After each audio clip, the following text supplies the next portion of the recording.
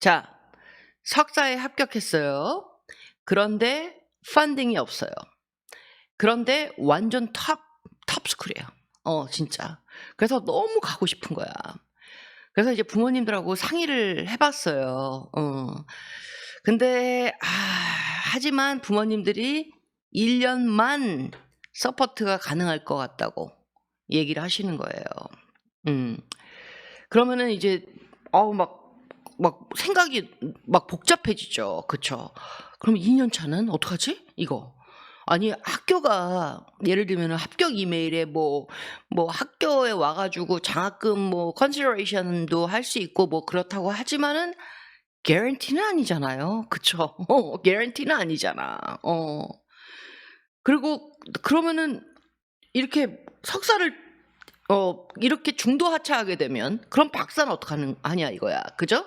왜냐면은 원래 석박사 통합, 즉 박사를 원했는데 그 불합격하고 그래서 대신 석사 어떻게 했냐 이런 경우도 있고요.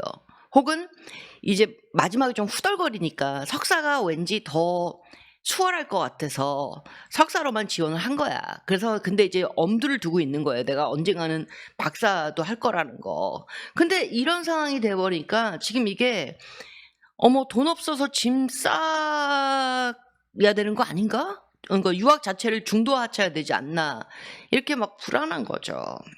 자, 이때요 여러분들 여력이 된다면 즉 부모님들이 1년이라도 도와주신다면 우선 간다 이거예요. 왜냐면은 탑스쿨이기도 하고 그래 너무 가고 싶으니까 네 마음 그렇죠? 그리고 또 가면 이게 막 그 학교 사람들하고도 교수들하고도 정도 들고 그리고 기회들이 보여요. 그렇지. 그렇지만 만약 그 학교에서 기회가 안 보이면 즉 풀펀딩을 받고 석박사 쪽으로 올라가는 뭐 이런 거 아니면은 뭐 예를 들면 2년 차에는 돈을 어떻게든 장학금을 못 받을 것 같으면 그때는 간단하죠. 석박사 지원해야 돼요. 학교 다니면서 그리고 다른 학교들도 지원해야 돼요. 이 학교만 믿고 있을 수는 없으니까. 자, 그러니까 이런 스케줄인 거야, 여러분들. 뭐냐면은 이제 스케줄이 이렇게 돼 있죠. 그러면은 이제 학교 시작하는 거 이제 합격해서 굿 하고 이제 미국 가가지고 학교 시작하는 게 8월 거의 대부분은 8월이에요. 근데 때때로 9월에 시작하는 학교도 있어요. 가는 거야. 오케이? 그리고 나서 이제 이때 1년이 끝나죠. 아카데믹 이어이 이때 끝나는 거예요.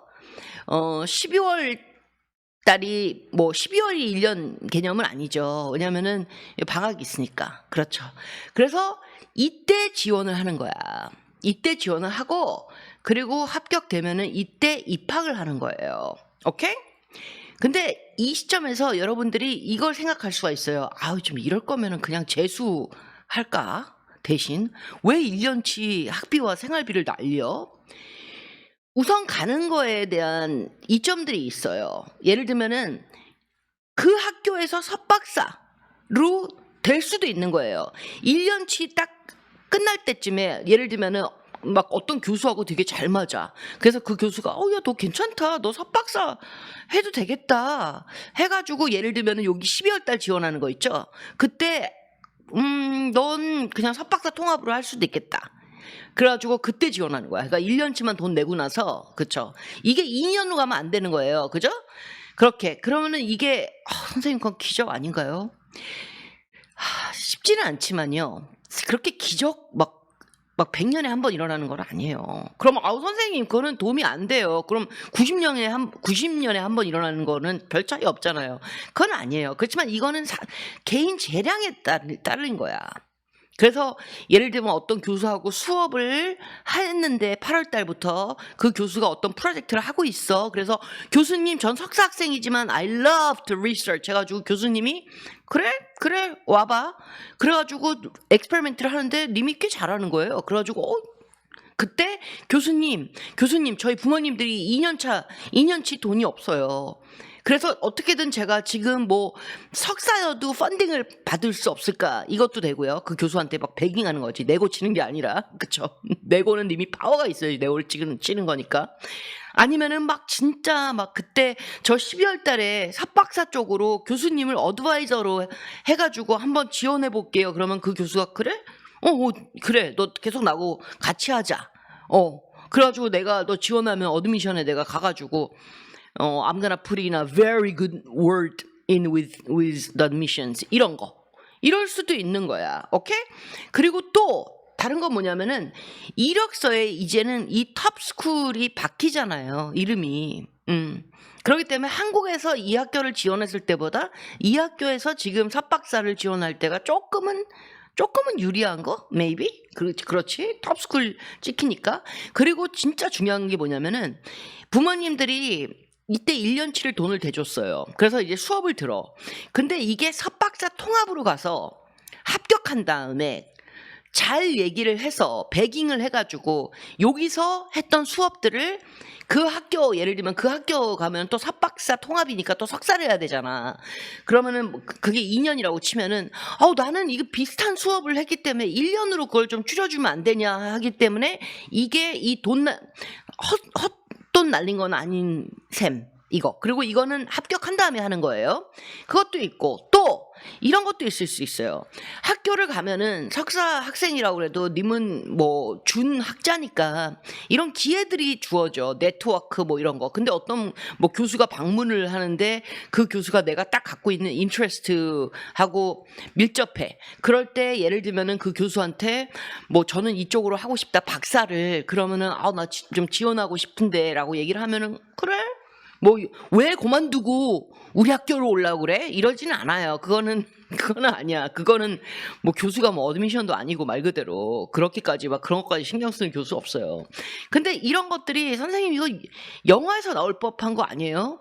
그렇다고 쳐도 니마 지금은 진짜 지푸라기가 1%라도 어떻게든 여기저기 다 쑤셔보고 막 이래야 되는 거예요. 그러니까 뭔지 알겠죠? 그렇지. 그리고 진짜 여기에 중요한 게 뭐냐면요.